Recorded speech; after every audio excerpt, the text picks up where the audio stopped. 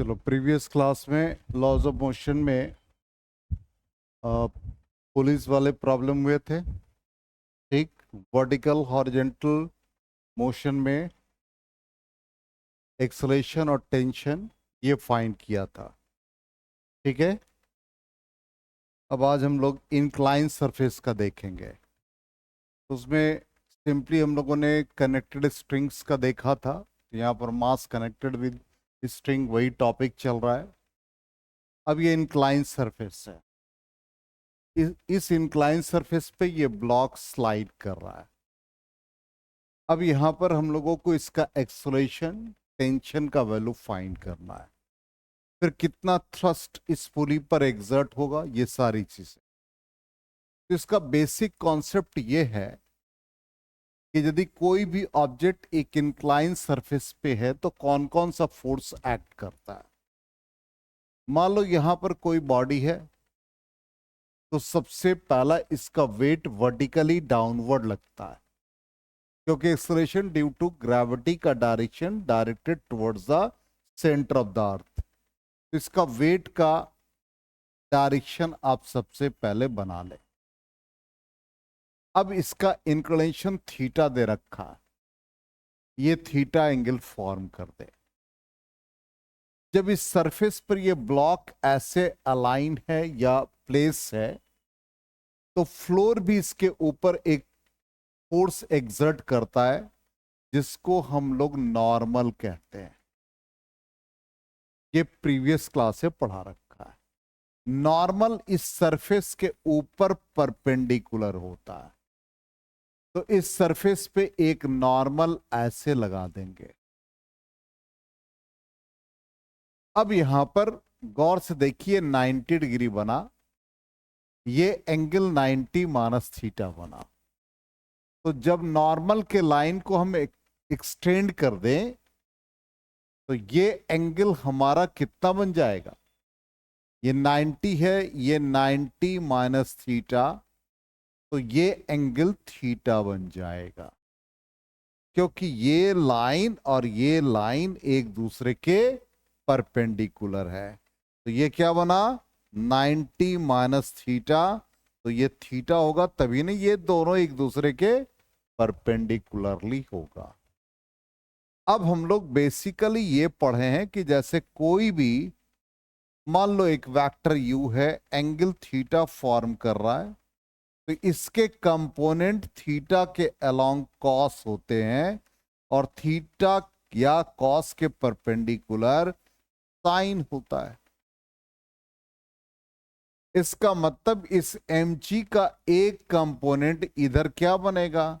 mg cos theta, और इधर का कंपोनेंट क्या बनेगा? mg sine theta. ये पहले ड्रॉ करो, पहले इसको समझो, पहले इसको ड्रॉ करो। वो कहाँ है? क्यों? सैटरडे को तुम लोग कहाँ थे?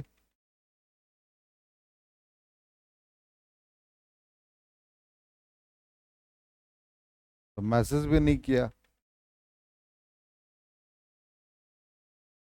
चलो देखो, यहां पर ये क्वेश्चन है कि इस इंक्लाइन सरफेस पे ये ब्लॉक है, ये बिल्कुल डिफरेंट सेगमेंट है। अब प्रॉब्लम स्टार्ट होगा, इसलिए हर सेगमेंट याद रहना है। अब ये इंक्लाइन सरफेस पे इसका मोशन है, इसका वर्टिकली डाउनवर्ड है। वर्टिकली डाउनवर्ड का तो मोशन हम लोगों को पता है, इंक्लाइन सरफेस का नहीं पता है। तो इस इंक्लाइन सरफेस पे इस पे जो फोर्स लगता है वो एक नॉर्मल ऐसे लग रहा है, और इसका वेट वर्टिकली डाउनवर्ड mg ये एक्ट करेगा ही। तो हम इसको यहां पर थीटा बनाए हैं, ये एंगल, तो ये हमारा 90 बनेगा। इसको एक्सटेंड कर देते हैं, ये एंगल कितना बनेगा? 90 माइनस थीटा, तो ये एंगल कितना बना? थीटा बना। अब जिधर थीटा होता है उधर का कंपोनेंट क्या कहलाता है? कॉस। इसलिए ये mg का एक कंपोनेंट बन जाएगा mg cos थीटा और दूसरा कंपोनेंट बन जाएगा mg sin थीटा। इसका मतलब ब्लॉक जब भी इंक्लाइन सरफेस पे होगा तो ब्लॉक के मोशन के लिए कौन सा फोर्स रिस्पॉन्सिबल होगा? mg sin theta. वहां कंपोनेंट नहीं निकालना, वहां याद रखना है mg sin थीटा। अब ये चीज हम ऑलरेडी पढ़ चुके हैं, टेंशन इक्वल एंड अपोजिट। यहां भी टेंशन इक्वल एंड अपोजिट, दोनों में टेंशन सेम इसलिए लगा कि इस पुली से दोनों सेम नेचर का स्ट्रिंग कनेक्टेड है, इसलिए सेम टेंशन एक्ट करेगा। और फिर इसका वेट mg नीचे, मतलब m2g नीचे। ठीक, अब आपको मोशन डिसाइड करना है। तो क्वेश्चन में गिवन होता है कि किधर मोशन है। मान लो हमने इसका मोशन वर्टिकली डाउनवर्ड रखा, इसका मतलब ये ब्लॉक नीचे आएगा, तो ये ब्लॉक किधर जाएगा? अप द इंक्लाइन जाएगा। तो इसका फ्री बॉडी डायग्राम आपको बनाना पड़ेगा। इस वाले ब्लॉक का फ्री बॉडी डायग्राम क्या बना? टेंशन, और क्या लगा? कौन सा ब्लॉक है? मास कितना? m1, तो यहां पर क्या आ जाएगा? m1g। हमने स्टैंडर्ड लिखा mg, तो m1g sin थीटा, क्योंकि नॉर्मल को mg cos थीटा बैलेंस कर रहा है और वर्टिकल मोशन नहीं है, इसका मोशन किधर है? अलोंग द इंक्लाइन, इसलिए हम सिर्फ वही इक्वेशन लेंगे। यहां तक आ गया समझ में?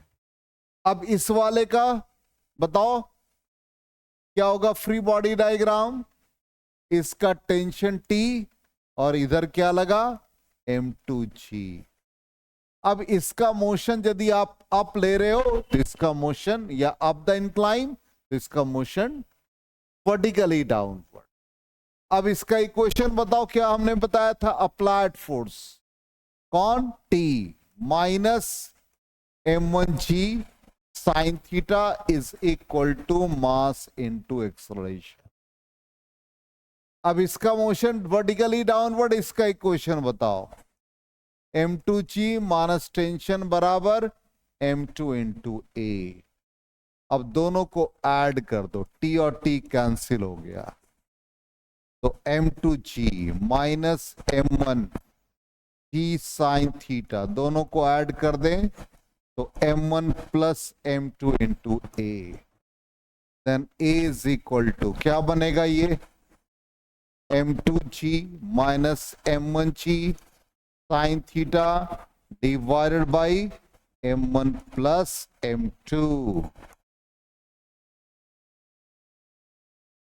समझ में आया? तो इस तरह से हम लोग एक्सलेशन निकालेंगे और फिर एक्सलेशन का वैल्यू सब्स्टिट्यूट करके टेंशन फाइंड करेंगे।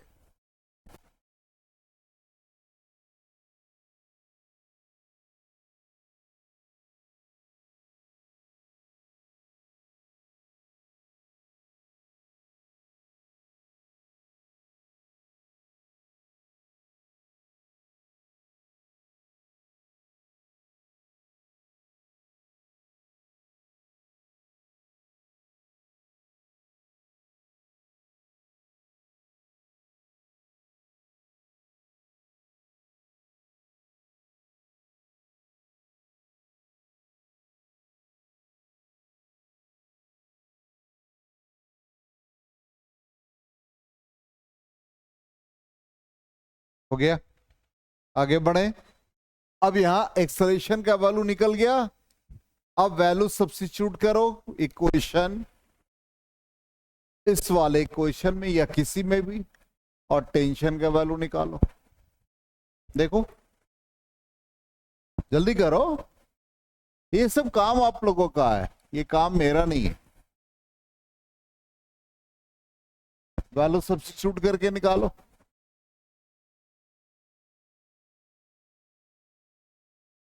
किसी एक क्वेश्चन में डाल दो, पहले वाले क्वेश्चन में ही डाल दे, तो t इज इक्वल टू क्या आ गया? m1a, a का वैल्यू डाल दो।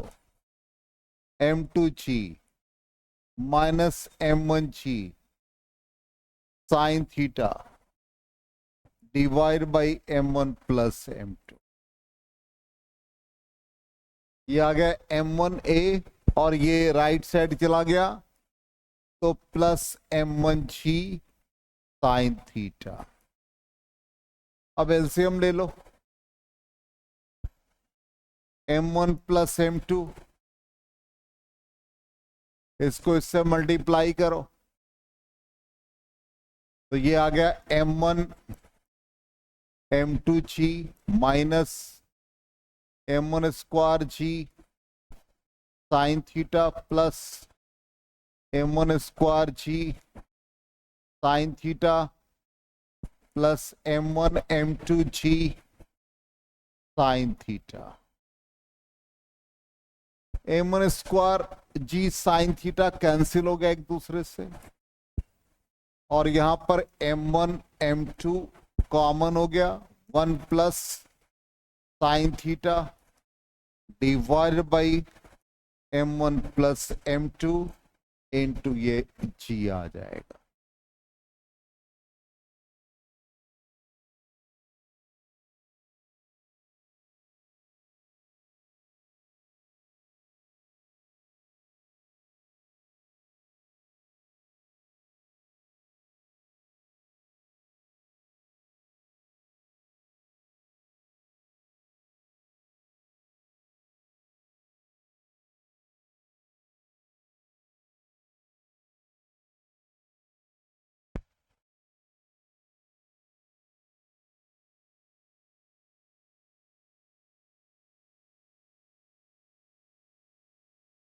हो गया। अब इसको आप डायरेक्टली कैसे याद रखेंगे? मान लो हम चाहते कि फ्री बॉडी डायग्राम ना बनाए और हम इसको डायरेक्टली अप्लाई करें, तो देखिए ध्यान से,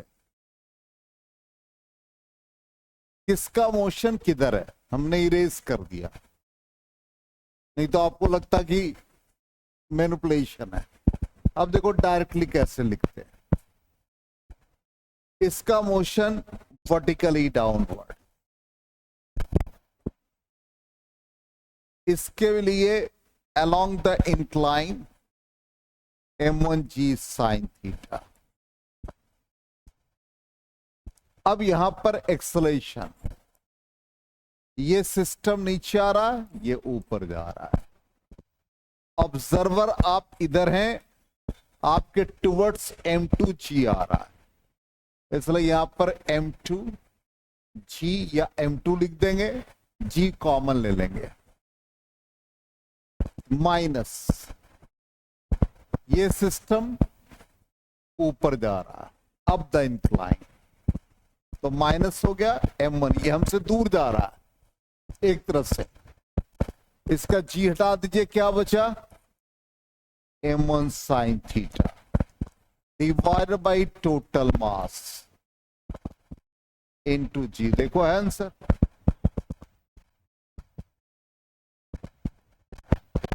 अब टेंशन लिखना है, ये भी डायरेक्टली। टेंशन लिखने का तरीका, यदि दोनों ब्लॉक एक ही डायरेक्शन में जा रहा हो तो 2 लिखेंगे, और दोनों ब्लॉक डिफरेंट डायरेक्शन में जा रहा तो 1 लिखेंगे। यदि दोनों वर्टिकली डाउनवर्ड जाता तो 2 लिखते, और दोनों ब्लॉक किधर जा रहा है, एक डाउनवर्ड और एक अप द इंक्लाइन, इसलिए 1। प्रोडक्ट ऑफ मासेस, तो मास का प्रोडक्ट हो गया m1 m2। अब इंक्लाइन सरफेस है, अब इंक्लाइन सरफेस पे एक एंगल थीटा और एक एंगल 90 डिग्री, दोनों का सम, तो sine theta plus sine 90 degree, sine 90 degree का value 1 divided by mass m1 plus m2 into g। देखो आंसर डायरेक्ट। ये बहुत डिफरेंट ट्रिक बता रहे हैं। कितना भी कॉम्प्लिकेटेड आप बना सकते हो। ठीक है, आ गया समझ में? चलो अब हम लोग आंसर को टैली करा ले। यही हमारा टेंशन, यही वैल्यू आया। अब एक क्वेश्चन आ सकता है कि पुली पर कितना फोर्स लग रहा है। तो ये हमारा 90 डिग्री, ठीक। ये एंगल कितना लगा? 90 माइनस थीटा। अब एक टेंशन मतलब एक फोर्स इधर, एक फोर्स इधर, इन दोनों के बीच कितना है? 90 माइनस थीटा। अब दो फोर्स है, एक फोर्स इधर और एक फोर्स इधर, यही पुली के ऊपर फोर्स लग रहा है। तो दो वेक्टर थीटा एंगल पर हो तो रिजल्टेंट हम लोग लिखते हैं R square is equal to P square plus Q square plus 2 P Q cos theta. तो रिजल्टेंट जिसको हम लोग थ्रस्ट कहेंगे, थ्रस्ट ऑन पुली, पुली के ऊपर क्या फोर्स लग रहा है? तो एक क्या लग रहा है? टी, दूसरा भी टी, प्लस 2 T1 T2, और दोनों के बीच का एंगल 90 माइनस थीटा। तो ये बन गया 2t स्क्वायर, ये भी 2t square cos 90 minus theta sine theta. अब इसमें से ये 2t स्क्वायर कॉमन ले लेंगे, 1 प्लस साइन थीटा, ऐसे निकाल लेंगे। आ गए समझ में? इसको भी नोट कर ले, थ्रस्ट ऑन पुली।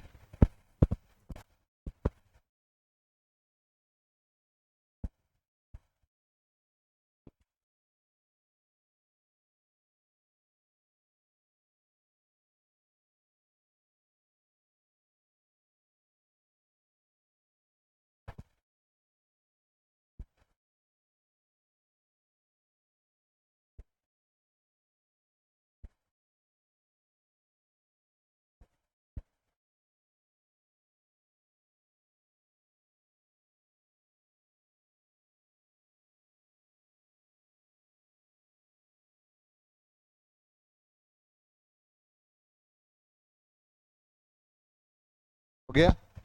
अब डबल इंक्लाइन पर आ जाए, लास्ट सेगमेंट है उसका प्रॉब्लम सेशन होगा।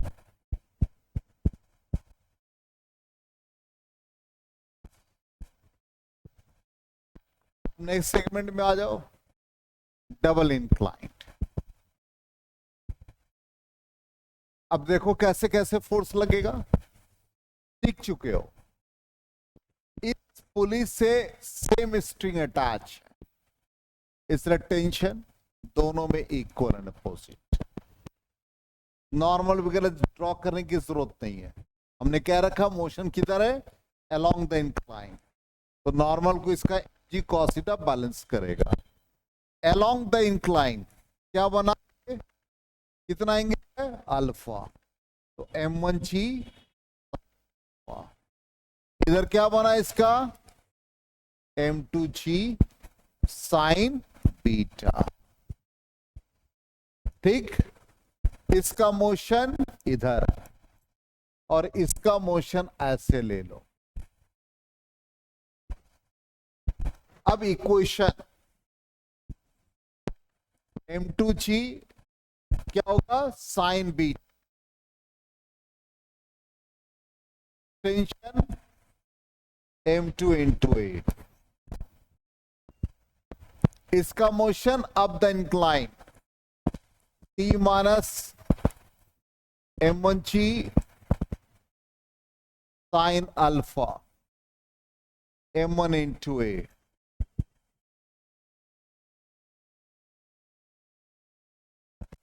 ठीक है यहां तक 100%।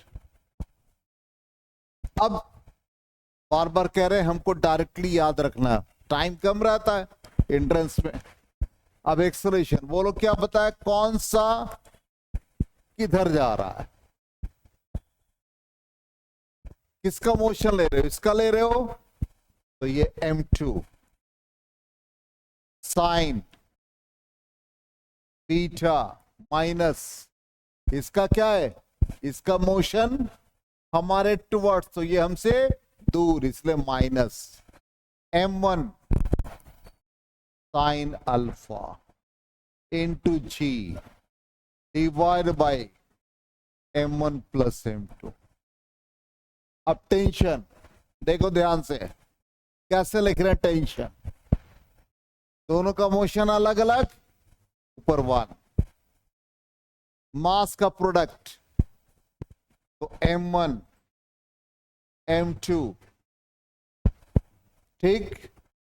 अब एंगल कौन कौन सा है, वहां देखो क्या लिखा था, 90 प्लस अल्फा लिखा था थीटा, तो यहां पर कौन सा एंगल है, बीटा और अल्फा, तो यहां पर sine alpha plus sine beta into G divided by, ये इधर से हटा दे रहे हैं, डिवाइड बाई बताओ टोटल मास, यही आंसर आएगा, आप कैलकुलेट करके देखना।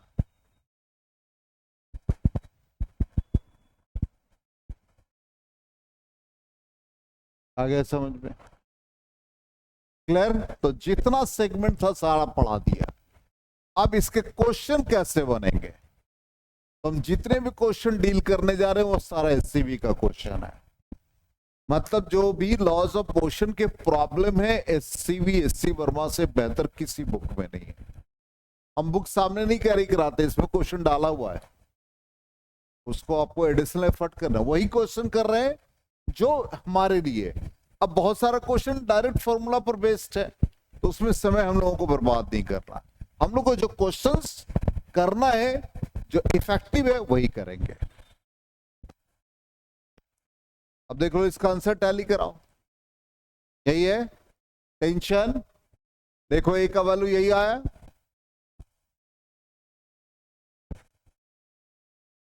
बिना कैलकुलेशन के हमने किया, चेक कर लो, टेंशन देखो यही है,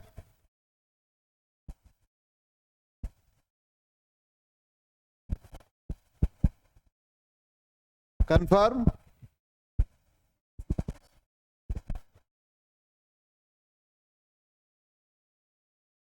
m1 साइन, हाँ कोई बात नहीं, हमने इसका मोशन इधर ले लिया,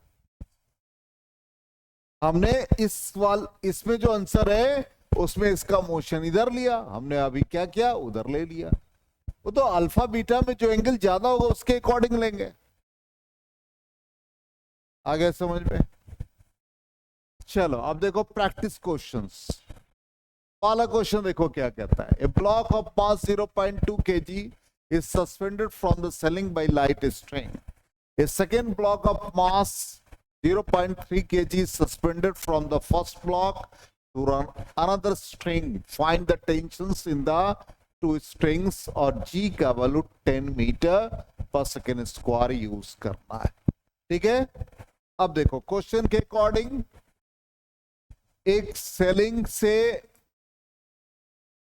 ब्लॉक का मास 0.2 kg, ये सस्पेंडेड है, फिर सेकेंड ब्लॉक 0.3 kg, ठीक। Find the tensions in the two strings, इसका टेंशन T1 मान लिया, इसका टेंशन T2, क्या सिखाया था याद है, बहुत इजी कैलकुलेशन सिखाया था, जब T1 निकालेंगे तो ये पूरा एक सिस्टम मान लेंगे, तो T1 किसको किसको बैलेंस किया, इन दोनों को, तो दोनों का मास ऐड कर देंगे, देखो प्रीवियस क्लास में बताया था, इनटू जी, कितने आ गए 0.5 इंटू 10, कितना 5 न्यूटन। अब T2 किसको बैलेंस कर रहा है, ओनली 0.3, तो ये 0.3 इंटू जी, कितने आ गए 0.3 इंटू 10, क्या बन गया 3 न्यूटन। कितना इजी बन गया यदि हम प्रीवियस क्लास को किए हुए हों, देख लो कॉपी में, ये सेगमेंट पढ़ाया था प्रीवियस क्लास में।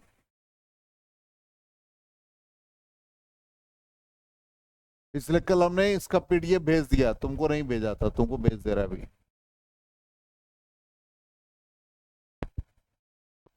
नाम भी नहीं ना लिख करके भेजा था, इसलिए वो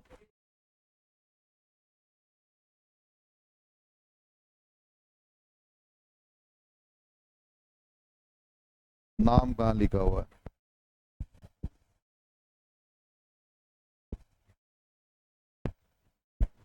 नहीं नहीं, वो सेव नहीं किया। अच्छा,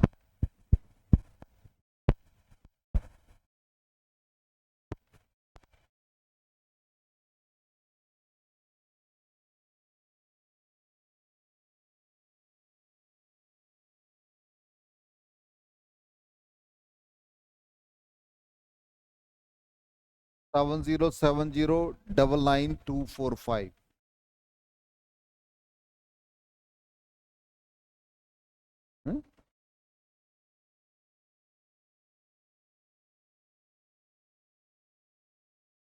9341073501। ठीक, देखो तो गया।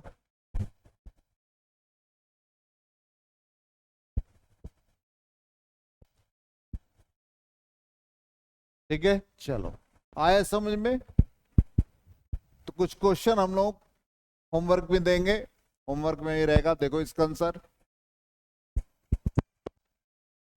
5 न्यूटन 3 न्यूटन। ठीक, नेक्स्ट क्वेश्चन देखो। Two blocks of equal mass m are tied to each other through a light string and placed on a smooth horizontal table. One of the blocks is pulled along the line joining them with a constant force F. Find the tension in the string joining the blocks. दो block है equal मास का, एक मास m, दूसरा मास m, दोनों के बीच एक string है। चलो, टेंशन लगेगा।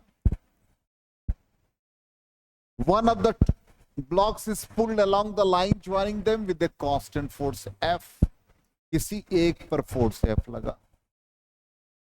Find the tension in the strings.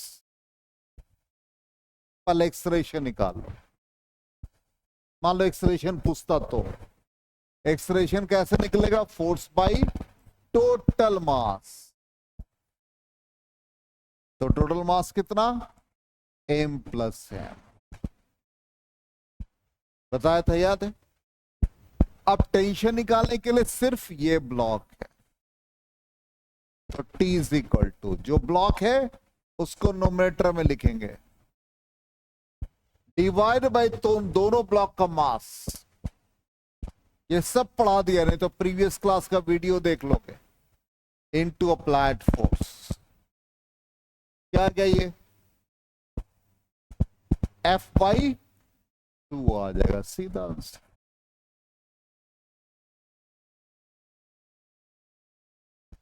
Previous class का वीडियो देखोगे तो समझ में आएगा, और जाग करके आज देख लोगे,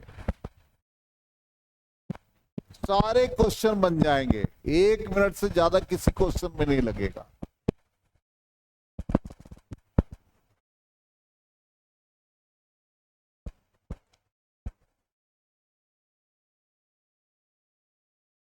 ठीक है, आज हम लोग यहीं तक करेंगे, नेक्स्ट क्लास में आगे बढ़ते हैं।